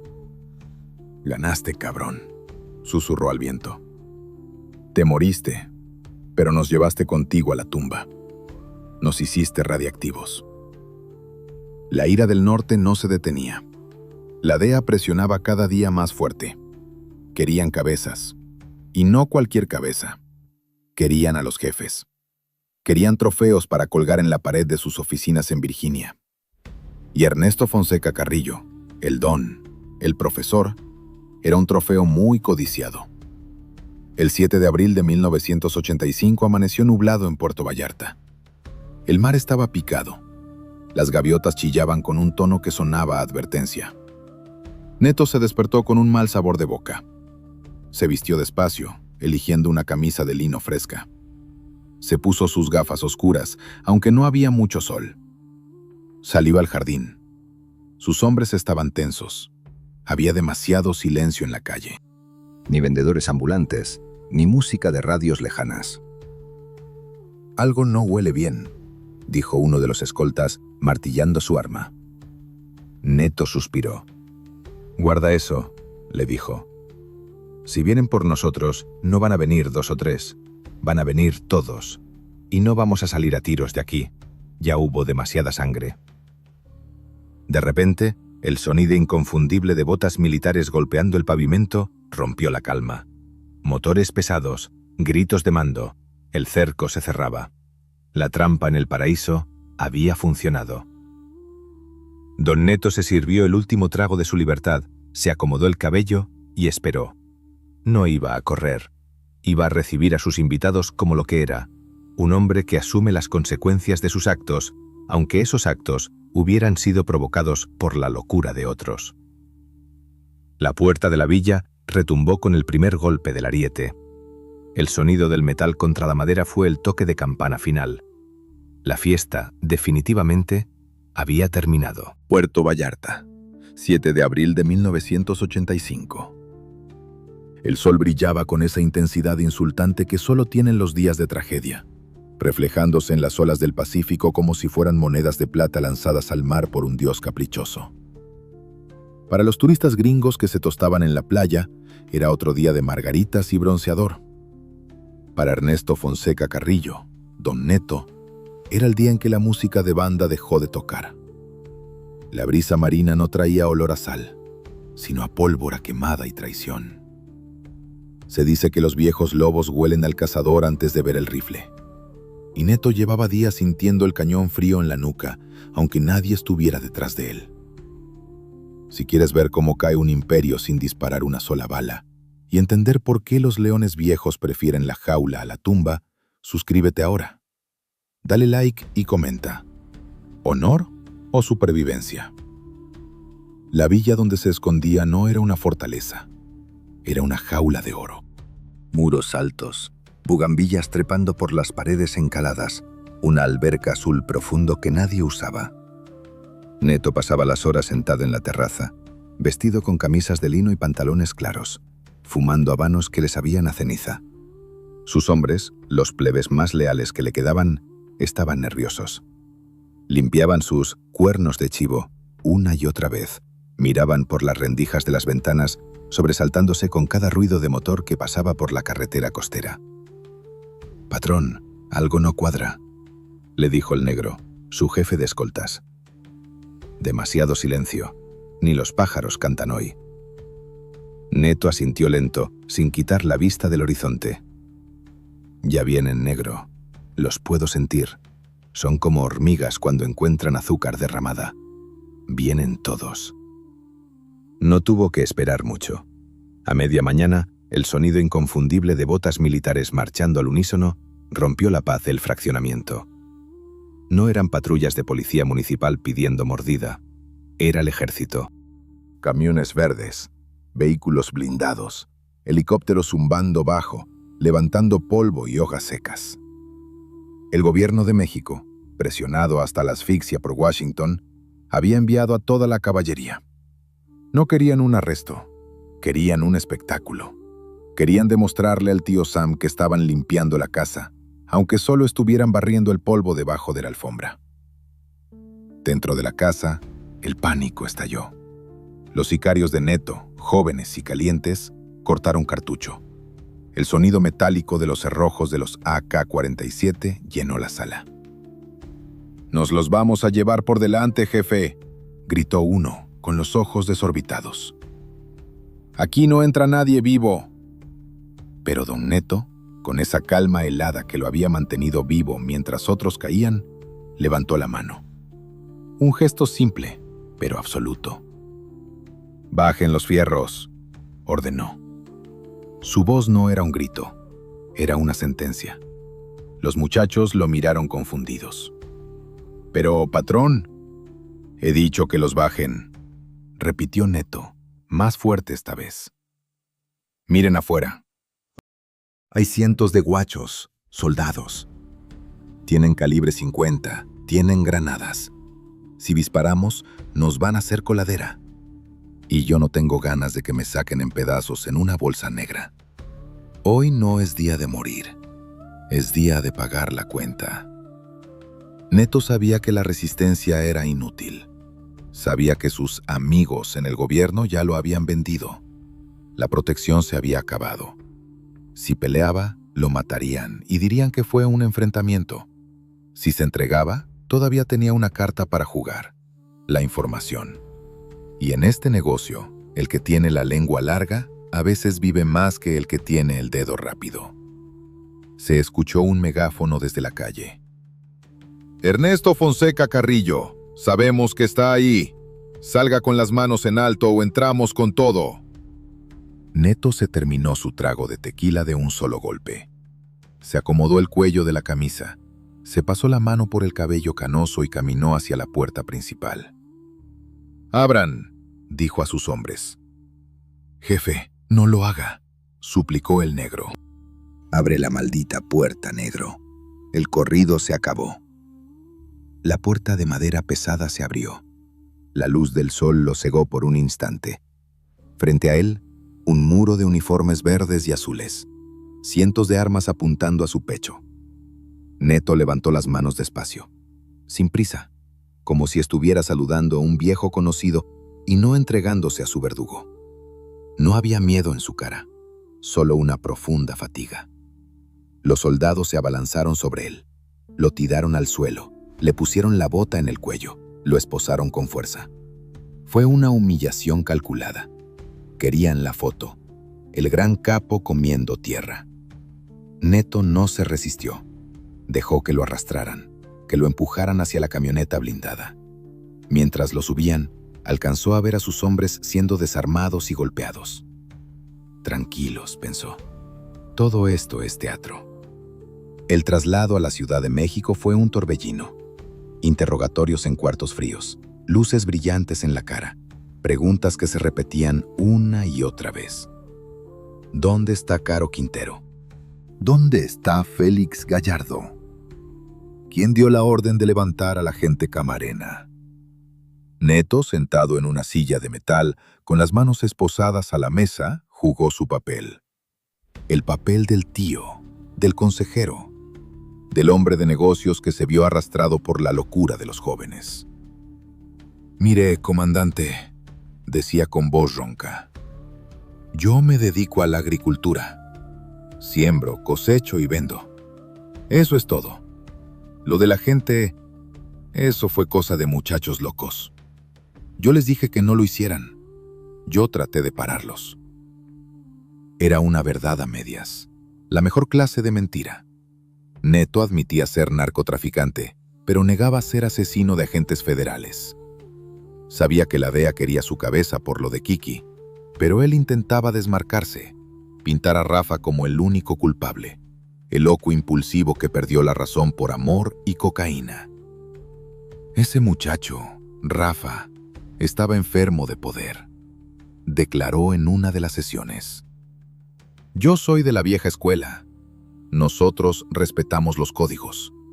A la autoridad se le respeta o se le compra, pero nunca se le toca». Sin embargo, sus palabras caían en saco roto. La presión política era demasiada. Necesitaban culpables. Necesitaban monstruos para mostrar en la televisión. Y don Neto, con su historia, su apodo y su mirada de padrino, era el villano perfecto. Lo acusaron de todo: de secuestro, de homicidio, de tráfico, de asociación delictuosa. Le echaron encima el código penal entero. No importaba si era verdad o mentira. Importaba que alguien tenía que pagar los platos rotos de la fiesta. La primera noche en el reclusorio norte fue la más larga de su vida. Le quitaron su ropa de lino, sus zapatos italianos, su reloj de oro. Le dieron un uniforme beige áspero que olía a desinfectante barato y a sudor de otros hombres. Lo metieron en una celda pequeña, fría, con una letrina en la esquina y un catre duro. El contraste era brutal. Hacía apenas unas horas estaba en una villa frente al mar, bebiendo tequila añejo. Ahora estaba rodeado de muros de concreto manchados de humedad. Se sentó en el borde del catre, con la cabeza entre las manos. Por primera vez, el silencio no era paz, era soledad. Pensó en sus socios. Félix seguramente ya estaba lejos, riéndose de su suerte, planeando cómo reorganizar el negocio sin ellos. Rafa estaría corriendo como un conejo asustado por Centroamérica. Y él estaba ahí, atrapado en la ratonera. Pero entonces, algo sucedió. Un guardia se acercó a los barrotes. Neto esperó un insulto o un golpe, pero el guardia miró a los lados, se aseguró de que nadie viera y sacó un paquete de cigarros de su bolsillo. «Tenga, don Neto», le susurró el guardia, pasándole los cigarros y un encendedor a través de las rejas. «Es un honor tenerlo aquí. Lo que necesite usted nomás diga. Aquí sabemos quién es quién». Neto tomó los cigarros y sonrió levemente en la oscuridad. Encendió uno, aspiró el humo y soltó una carcajada seca, amarga. «La jaula cambia», pensó, «pero el zoológico sigue siendo el mismo». Incluso ahí adentro, su nombre pesaba. Incluso derrotado, seguía siendo Don Neto. Entendió que su vida de lujos había terminado, pero su leyenda apenas comenzaba. La prisión no sería su tumba, sería su nueva oficina. Desde ahí vería cómo el mundo cambiaba, cómo sus sobrinos se mataban entre ellos y cómo el negocio que él ayudó a fundar se convertía en un monstruo de 1000 cabezas que nadie, ni siquiera los gringos, podría detener. Se recostó en el catre duro, mirando al techo despintado. «Bueno, Kiki», murmuró al aire viciado de la celda. «Tú estás bajo tierra y yo estoy tras las rejas. Al final, parece que empatamos». Cerró los ojos, pero no durmió. Un viejo lobo nunca duerme cuando está rodeado de extraños. Dicen que la cárcel es el cementerio de los hombres vivos, un lugar donde el tiempo se estanca y los recuerdos se pudren. Pero para Ernesto Fonseca Carrillo, Don Neto, el reclusorio norte y más tarde los penales de máxima seguridad no fueron tumbas, sino oficinas con rejas. Mientras el mundo exterior lo condenaba y los políticos se lavaban las manos con su nombre para ganar votos, él descubrió una verdad universal. Los muros pueden ser de concreto armado y las puertas de acero reforzado, pero el dinero es un taladro de punta de diamante que atraviesa cualquier materia. Si tienes suficiente plata, la prisión deja de ser un castigo y se convierte en un retiro forzoso. Un hotel de mala muerte donde tú pones las reglas. Si quieres saber cómo se maneja el infierno desde adentro y ser testigo del nacimiento de la leyenda más grande de los cielos, suscríbete ahora mismo, dale like y comenta. ¿El rey sigue siendo rey si no tiene corona? Los primeros años de encierro de Don Neto no fueron lo que el público imaginaba. La prensa mostraba fotos de un hombre derrotado tras las rejas, pero la realidad tras los muros era muy distinta. En el reclusorio, Neto no comía el rancho asqueroso que le servían a la población general. Sus comidas llegaban de fuera, mariscos frescos de Sinaloa, cortes de carne importados, botellas de vino que costaban más que el sueldo de un director de penal. Los custodios no eran sus verdugos, eran sus mandaderos. «Don Neto, ¿se le ofrece algo más?», le preguntaban con la cabeza gacha, esperando la propina que mantendría a sus familias por un mes. Neto, sentado en su celda acondicionada con televisión, radio y hasta alfombra, sonreía con esa mueca torcida de viejo zorro. «Tráeme hielo, hijo, y dile al de la puerta que no deje pasar a nadie, que voy a echar una siesta». Pero aunque su cuerpo estaba cómodo, su mente trabajaba a 1000 por hora. Tenía oídos en todas partes. Sabía quién subía y quién bajaba en el mundo del AMPA. Y lo que escuchaba no le gustaba. Era 1989. El gran jefe de jefes, Miguel Ángel Félix Gallardo, finalmente había caído. La Operación Leyenda no se detuvo con Neto y Rafa, Siguió hasta cortar la cabeza de la serpiente. Félix fue arrestado en Guadalajara, traicionado por la misma estructura que él había creado. Cuando Neto se enteró, no sintió alegría, sino una profunda resignación. «Se lo dije», murmuró mientras escuchaba las noticias en su pequeña radio de transistores. El que mucho abarca, poco aprieta. Félix quiso ser el sol y se quemó. Con la caída de Félix, la federación se rompió como un espejo viejo. Los pedazos cortaban. Lo que antes era una mesa redonda de caballeros, ahora era una arena de gladiadores. Los Arellano Félix se atrincheraron en Tijuana, convirtiendo la frontera en su feudo personal. El Chapo Guzmán y el Güero Palma reclamaron Sinaloa. Y en el centro de todo, en la vital plaza de Ciudad Juárez, surgió una figura que hizo que el corazón de don Neto se hinchara de un orgullo peligroso y triste a la vez. Su sobrino, Amado Carrillo Fuentes. Desde su encierro, Neto vio cómo Amado transformaba el negocio. Si don Neto y Félix habían sido los pioneros que usaban avionetas Cessna que cargaban unos cuantos kilos, Amado se convirtió en el Henry Ford del narcotráfico. No pensaba en kilos, pensaba en toneladas. No usaba avionetas, usaba aviones comerciales. Boeing 727 desmantelados, volando desde Colombia hasta México, llenos hasta el techo de polvo blanco. La gente empezó a llamarlo el Señor de los Cielos. A veces, a través de abogados y mensajes codificados, Neto recibía noticias directas de Amado. «Tío, el negocio ha cambiado», le decían los recados. «Ya no pagamos piso. Ahora somos los dueños del edificio». Neto leía y asentía, pero sentía un frío en el estómago que no venía de la humedad de la celda. «Este muchacho está volando muy cerca del sol», pensaba. «Es brillante, más listo que todos nosotros juntos. Pero la envidia tiene el sueño muy ligero». La década de los 90 fue sangrienta. Mientras Neto envejecía tras los muros, afuera se desataba el infierno. La guerra entre Tijuana y Sinaloa dejó las calles sembradas de cadáveres. El asesinato del cardenal Posadas Ocampo en el aeropuerto de Guadalajara en 1993 fue otro clavo en el ataúd de la vieja escuela. El código de honor que don Neto tanto defendía había muerto. Ya no se respetaba a la familia, ni a la iglesia, ni a los inocentes. Era plomo parejo. En 1997 llegó la noticia que quebró a don Neto más que cualquier sentencia judicial. Los rumores corrían como pólvora por los pasillos de la prisión. Los reos murmuraban. Los custodios se miraban nerviosos. Finalmente alguien se atrevió a decírselo. «Don Neto, dicen que Amado se nos fue». Neto se quedó helado. «¿Cómo? ¿Lo agarraron los gringos? ¿Lo emboscaron?» «No, patrón. Fue en una plancha de operaciones. Quería cambiarse la cara. Algo salió mal con la anestesia». Ernesto Fonseca Carrillo se derrumbó en su silla. Su sobrino, su orgullo, el hombre más poderoso del mundo criminal, había muerto no por una bala enemiga, sino por la vanidad y un bisturí mal manejado. O al menos, esa era la versión oficial.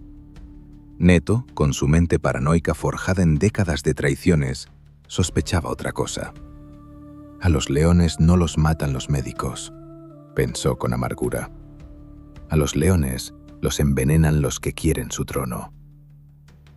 La muerte de Amado marcó el fin de una era para Neto. Se sintió verdaderamente solo. Rafael Caro Quintero seguía preso, pero estaba en su propio mundo, obsesionado con su libertad legal. Félix Gallardo se pudría en el altiplano, aislado, convirtiéndose en una sombra de lo que fue. Y él, don Neto, era el último guardián de la memoria. Los años pasaron factura. Su salud empezó a deteriorarse. La vista le fallaba. Los huesos le dolían con cada cambio de clima. La prisión dejó de ser un hotel y volvió a ser lo que realmente era: una jaula fría. Ya no le importaban los lujos, ya no pedía langosta, solo quería paz.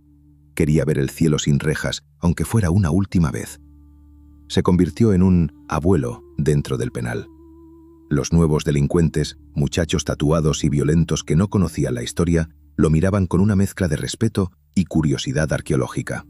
Para ellos, Don Neto era un dinosaurio, una reliquia de un tiempo en que los narcos usaban sombrero y no gorras de béisbol, y escuchaban corridos norteños en lugar de hip hop. Un día, un joven sicario se le acercó en el patio. «Oiga, Don, dicen que usted fue el mero mero, que usted mandaba en todo México». Neto, apoyado en su bastón, lo miró con ojos cansados. «Mijo», le dijo con voz rasposa, «yo no mandaba nada, yo solo administraba el caos, y créeme, el caos siempre termina cobrándote la factura con intereses». La soledad del poder perdido es la más pesada de todas. Neto pasaba sus noches leyendo expedientes legales, buscando un hueco, una falla técnica que le permitiera salir. Sus abogados trabajaban sin descanso, argumentando su edad y sus enfermedades. «Ya pagó suficiente», decían. «Es un anciano inofensivo». Pero el gobierno no olvidaba. El fantasma de Kiki Camarena seguía allí, vigilando la puerta de su celda. Washington no quería verlo libre. Querían que muriera adentro, como ejemplo. Sin embargo, Neto era terco. Venía de la sierra, de una tierra donde la gente no se rinde hasta que deja de respirar. «No me voy a morir aquí», se prometió a sí mismo una noche de lluvia torrencial, mientras el agua goteaba en una esquina de su celda. «Voy a volver a casa. Voy a oler la tierra mojada de Sinaloa una vez más». El tiempo se escurría. El siglo XXI llegó con nuevas caras, nuevas guerras, nuevas drogas sintéticas. El cartel de Sinaloa se convirtió en una multinacional. Los Zetas trajeron el terror paramilitar. Pero Don Neto seguía ahí, inamovible, como una estatua de sal en medio del desierto. Era el último testigo de la Génesis. El único que sabía dónde estaban enterrados todos los secretos de la fundación. Y quizás por eso lo mantenían vivo. Porque un muerto no habla. Pero un vivo encerrado es una biblioteca que se puede consultar si se tiene la llave correcta. Los muros fríos del penal se habían convertido en su piel. Pero adentro, el corazón del viejo Don seguía latiendo, esperando, calculando. Sabía que su última jugada no sería con armas, sino con leyes. Y estaba dispuesto a jugar hasta la última ficha. El tiempo es el único sicario que nunca falla el tiro. No acepta maletines llenos de dólares. No se deja intimidar por apellidos pesados ni por amenazas de muerte. El tiempo simplemente avanza, lento y constante, desgastando la piedra, oxidando el hierro y convirtiendo a los hombres que alguna vez se creyeron dioses en ancianos que necesitan ayuda para ir al baño. Para Ernesto Fonseca Carrillo, Don Neto, los 31 años que pasó tras las rejas no fueron solo una condena judicial. Fueron una demolición controlada de su cuerpo y de su alma. El jefe de jefes, que alguna vez decidió quién vivía y quién moría en Guadalajara, se había transformado en un espectro, en un montón de huesos doloridos y recuerdos borrosos. Si quieres ser testigo de cómo termina un imperio, no con una explosión, sino con el suspiro cansado de un viejo enfermo, suscríbete ahora mismo al canal. Dale like y escribe en los comentarios. ¿Vale la pena tanto poder para terminar así? Para el año 2016, Don Neto ya no era una amenaza para la seguridad nacional, aunque el gobierno de México y la DEA insistieran en tratarlo como tal. Era un hombre de 86 años, ciego de un ojo, sordo, con cáncer de colon y una lista de 18 padecimientos crónicos que lo obligaban a vivir pegado a un tanque de oxígeno y a una bolsa de medicamentos. La cárcel de máxima seguridad de Puente Grande, en Jalisco, ya no era su hotel privado. Era su sala de espera para el infierno. Sus abogados, una legión de hombres de traje caro que cobraban fortunas por mantener vivo el mito, pelearon una batalla legal titánica. El argumento era simple y brutalmente honesto. La ley mexicana permite que los reos mayores de 70 años y con enfermedades graves terminen su condena en casa. Se llama prisión domiciliaria. Pero para un hombre con el apellido Fonseca, la ley se interpretaba con otra lupa. Ese viejo sigue siendo peligroso, decían los fiscales. Su mente todavía funciona. Si lo soltamos, va a reorganizar el tablero. Pero la realidad era otra. Neto ya no quería organizar nada. Solo quería dormir en una cama que no oliera a humedad y orina ajena. Quería sentir el sol en la cara sin tener que pedir permiso a un guardia. Finalmente, en julio de 2016, un juez ordenó su traslado. La noticia causó revuelo. Los medios de comunicación, siempre hambrientos de morbo, se agolparon a las puertas del penal. Esperaban ver salir al monstruo, al capo di tutti capi, con la mirada desafiante y el puño en alto. Lo que vieron fue a un anciano frágil, cubierto con una manta, subido en una ambulancia de terapia intensiva, escoltado por un convoy de la Policía Federal que parecía preparado para una guerra, no para una mudanza geriátrica. El traslado fue un espectáculo triste. Sirenas, luces rojas y azules, helicópteros, todo para mover a un hombre que apenas podía caminar. Lo llevaron a una residencia de lujo en Atizapán de Zaragoza, en el Estado de México. Una casa grande, bonita, en una zona exclusiva llamada Hacienda de Valle Escondido. El nombre no podía ser más apropiado. Allí es donde se esconden los secretos que nadie quiere ver. La casa era una jaula de oro, mucho más cómoda que la celda, pero jaula al fin. Le colocaron un brazalete electrónico en el tobillo, ese grillete moderno que le recordaba a cada paso que su libertad era una ilusión. Había cámaras en cada esquina del perímetro. Policías federales montaban guardia las 24 horas del día fuera del portón. No podía salir, no podía recibir visitas no autorizadas, no podía hacer llamadas sin que alguien escuchara. Pero a don Neto no le importaba. Tenía vino tinto, tenía sus cigarros, aunque los médicos se lo prohibieran, y tenía un jardín. Se pasaba las tardes sentado en su silla de ruedas, mirando los árboles, perdido en la niebla de su memoria. Y fue allí, en el silencio de su encierro dorado, donde los fantasmas empezaron a visitarlo. Dicen que la conciencia es como un perro leal. Puedes patearla, dejarla afuera bajo la lluvia, ignorarla por años, pero al final, cuando estás viejo y solo, siempre regresa a echarse a tus pies. Neto veía cosas que no estaban ahí. A veces, entre el humo de su cigarro, creía ver a Pedro Avilés, el león de la sierra, riéndose con esa risa estruendosa que tenía antes de que los federales lo emboscaran. «Neto, te dije que no confiaras en los de la ciudad», parecía decirle Pedro. «El asfalto quema las botas de los que venimos del monte». Otras veces veía a Félix Gallardo. No al Félix decrépito que se pudría en el altiplano, sino al flaco elegante de los años 80, el que vestía trajes italianos y hablaba de negocios internacionales. «Construimos un imperio, Neto», le susurraba el fantasma. «Pero olvidamos que los imperios se construyen sobre cadáveres, y los muertos no pagan renta, pero sí cobran facturas». Y por supuesto, estaba Kiki. Ese era el fantasma más persistente. No le hablaba. Solo se quedaba parado en la esquina del jardín, mirándolo con esos ojos hinchados, con la ropa sucia de tierra y sangre. La mirada de Kiki no era de odio, era de lástima, como si le dijera: «¿Valió la pena, viejo? Tú sigues aquí, respirando con dificultad, cagándote en los pantalones, encerrado en tu propia casa. Yo me fui joven, pero me fui entero». Neto sacudía la cabeza para espantar las visiones. Tomaba un trago de agua y encendía la televisión para ver las noticias.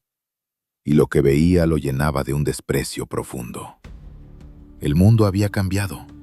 Los nuevos jefes no se parecían en nada a ellos. Veía a los muchachos de ahora, llenos de tatuajes en la cara, presumiendo armas largas en redes sociales, subiendo videos de decapitaciones y torturas. «Estos no son hombres de negocios», mascullaba Neto con voz temblorosa. «Son carniceros, son animales rabiosos». En su época había reglas, había códigos, se respetaba a la familia. Si tenías un problema con alguien, lo arreglabas con él. No ibas y quemabas su casa con sus hijos adentro. La violencia era una herramienta, no un deporte. Nosotros vendíamos un servicio, pensaba. Estos plebes de ahora venden terror. No tienen honor, no tienen palabra. Por eso duran tan poco, por eso caen como moscas. Se enteró de la fuga y recaptura del Chapo Guzmán. Se rió con amargura. Ese chaparrito siempre fue listo para hacer túneles, comentó a su enfermera, que lo miraba sin entender. Pero se le olvidó que no importa qué tan hondo escarbes, el cielo siempre te está mirando. La soledad de don Neto era absoluta. Sus hijos y nietos iban a visitarlo de vez en cuando, pero él sentía la distancia. Ellos lo veían como una leyenda viviente, como un abuelo peligroso, pero no lo conocían. No sabían lo que pesaba haber dado la orden de cerrar los ojos a tantos hombres. No sabían lo que se sentía tener las manos manchadas de una sangre que ni el jabón más caro podía limpiar. Su salud empeoraba cada día. Los dolores eran insoportables. El cáncer avanzaba, reclamando su territorio como un cartel rival invadiendo una plaza. Neto sabía que le quedaba poco tiempo. Ya no le tenía miedo a la muerte. La esperaba. La muerte sería, al fin y al cabo, la única que podría quitarle el brazalete del tobillo y apagar las cámaras de seguridad. Una tarde, mientras el sol se ponía pintando el cielo de rojo sangre, el mismo color que había marcado su vida, don Neto pidió que lo dejaran solo en el jardín. Se sirvió un último trago de tequila, ignorando las protestas de la enfermera. El líquido ámbar le quemó la garganta, un recordatorio de que todavía estaba vivo. Miró sus manos, arrugadas, llenas de manchas de la edad. Esas manos habían contado millones de dólares. Habían estrechado la mano de generales y gobernadores. Habían acariciado mujeres hermosas. Y también habían sentenciado destinos. Todo se vuelve polvo, susurró. La plata, el plomo, el poder. Al final, solo queda el polvo. Recordó su rancho en Sinaloa, el olor a tierra mojada, el sonido del viento en los pinos. Extrañaba eso más que nada. No extrañaba los millones, ni las fiestas. Extrañaba la libertad de ser un simple campesino que miraba al cielo esperando la lluvia, no helicópteros. Cerró los ojos y se dejó llevar por el sueño. En su mente ya no estaba en la casa de Atizapán. Estaba de vuelta en Badiraguato, joven y fuerte, montando un caballo alazán por la sierra. Pedro Avilés iba a su lado, riendo. No había DEA, no había Kiki, no había cárcel. Solo el monte y la promesa de un futuro brillante. Pero al abrir los ojos, la realidad lo golpeó de nuevo. El muro alto, el guardia armado, el tanque de oxígeno siseando a su lado como una serpiente venenosa. Ernesto Fonseca Carrillo, el arquitecto de la mafia moderna, el hombre que enseñó a México a traficar, se dio cuenta de que su castigo no había sido la cárcel. Su verdadero castigo fue sobrevivir para ver cómo su obra se convertía en una pesadilla que devoraba su propio país. Él había encendido la mecha y ahora, viejo e inútil, solo podía sentarse a ver cómo el incendio consumía todo lo que alguna vez amó. Las cenizas del pasado le cubrían los hombros como un manto pesado. Y bajo ese manto, el viejo don temblaba de frío. Todo imperio, por muy grande que sea, termina convertido en polvo y ruinas. Los romanos, los aztecas, los faraones, todos cayeron. Pero hay un tipo de imperio que no necesita palacios de mármol ni coronas de oro para sobrevivir al tiempo. El imperio del vicio. Ese no se destruye, solo se transforma. Cambia de piel como una víbora vieja y sigue mordiendo. Ernesto Fonseca Carrillo, don Neto, el profesor de la mafia mexicana, se sienta hoy en su silla de ruedas, en el ocaso de su vida, y contempla la obra monstruosa que ayudó a edificar. No construyó pirámides, construyó un sistema. Y ese sistema alimentado por la avaricia y la desesperación, sigue devorando a México mucho después de que él dejara de dar las órdenes. Este es el final del viaje, pero el principio de la pesadilla que vivimos hoy.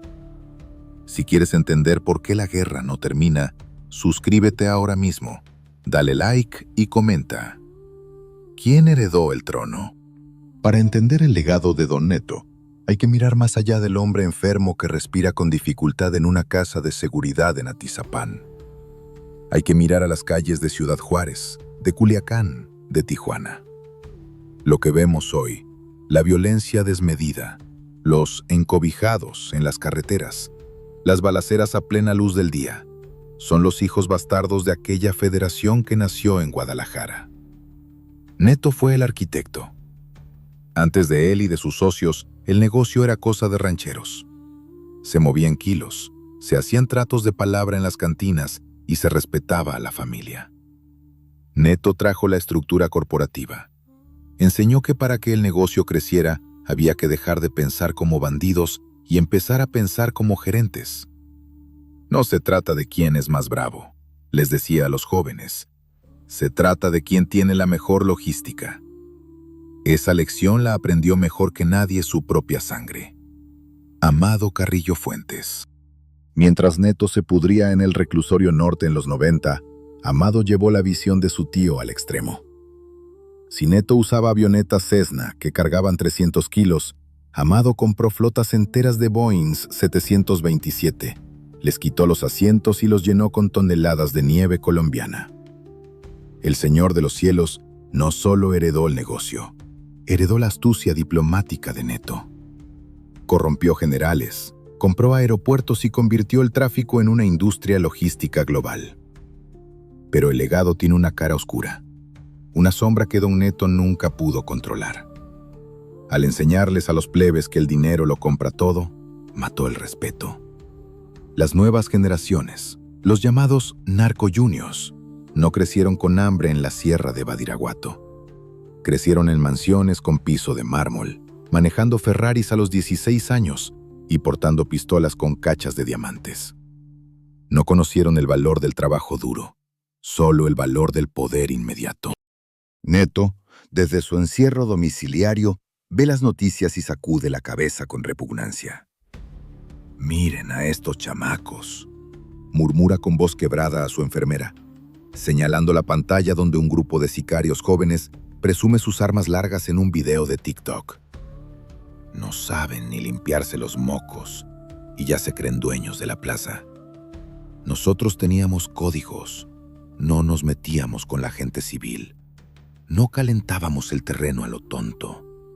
Estos animales matan por un like, matan por aburrimiento. La violencia se volvió grotesca.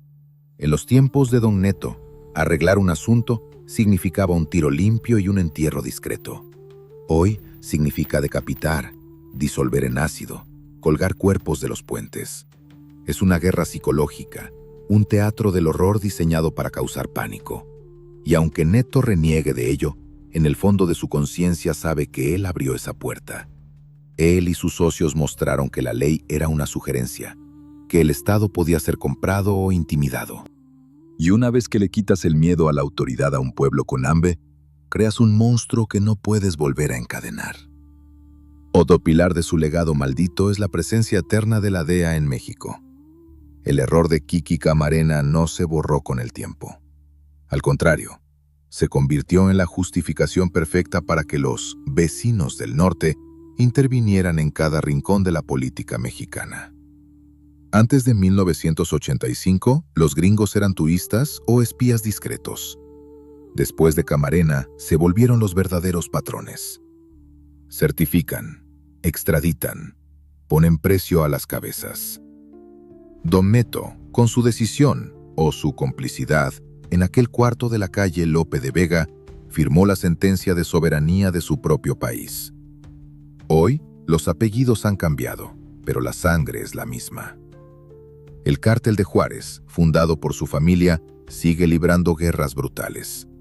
La línea, el brazo armado, heredó la ferocidad pero no la diplomacia.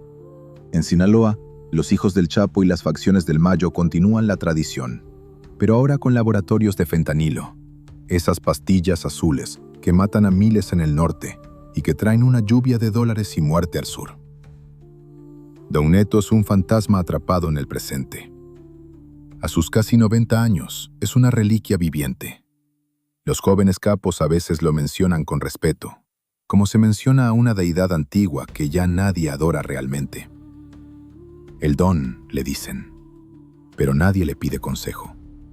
Nadie le pregunta cómo pacificar una plaza, porque la paz ya no es negocio. La guerra perpetua es lo que deja dinero. Vender protección, vender miedo, vender muerte. En las noches largas de insomnio, cuando el dolor de sus enfermedades le da una tregua, Ernesto Fonseca Carrillo reflexiona sobre su vida. ¿Valió la pena? Tiene millones enterrados que nunca podrá gastar. Tiene propiedades que nunca volverá a pisar. Tiene hijos y nietos que viven escondidos o que ya están bajo tierra. Sus amigos están muertos o presos de por vida. Félix Gallardo se volvió loco y ciego en una celda fría. Rafa Caro Quintero, después de años prófugo, volvió a caer, viejo y cansado, cazado como un animal en la sierra que tanto amaba. Neto se da cuenta de que el verdadero castigo no fueron los años de cárcel. El verdadero castigo fue sobrevivir. Dios, o el diablo, lo dejó vivo para que viera en qué se convirtió su sueño. Para que viera cómo el tráfico de influencias y la agricultura se transformaron en un baño de sangre nacional. Una tarde, mientras el sol se pone sobre los tejados de Atizapán, Neto pide que lo saquen al jardín. El aire es fresco, pero no huele a pino como en Sinaloa. Huele a ciudad, a smog, a gente amontonada. Se mira las manos, tiemblan. Ya no pueden sostener una copa, mucho menos una pistola. Todo es prestado, susurra al viento. El poder, el respeto, la vida. Todo es un préstamo con intereses muy altos. Se acuerda de una canción vieja, un corrido que hablaban de él cuando era joven y fuerte. Dicen que Don Neto no perdona, que su palabra es la ley. Sonríe con amargura. Su palabra ya no es ley. Su palabra es silencio. El legado de Ernesto Fonseca Carrillo no son los puentes, ni las escuelas, ni las iglesias que mandó construir en su pueblo para comprar el cariño de la gente. Su legado son las cruces en el desierto. Son las madres buscando a sus hijos en fosas clandestinas. Son los jóvenes que sueñan con ser sicarios en lugar de ingenieros. Él fue el profesor, sí, pero enseñó la materia equivocada. Y ahora, México está reprobado en sangre. El viejo cierra los ojos. El tanque de oxígeno sisea rítmicamente. Shh, shh, shh. Parece que le pide que se calle, que deje de recordar. El mundo sigue girando. En algún lugar de la sierra, un muchacho está cosechando goma de opio por primera vez. En alguna frontera, un camión cargado cruza hacia el norte. En alguna oficina de gobierno, un sobre amarillo cambia de manos. La rueda no se detiene. Los jugadores cambian, pero el juego es el mismo. Y Don Neto, el último de los fundadores, sabe que pronto será solo un nombre en un expediente polvoriento.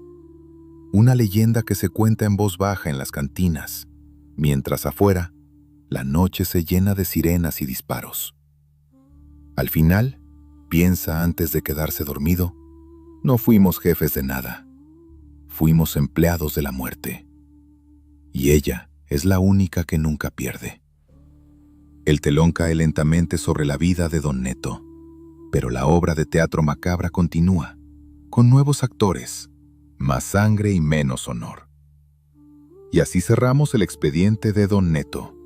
Pero la historia del crimen es un libro infinito y lleno de páginas rojas. ¿De quién quieres que hablemos ahora?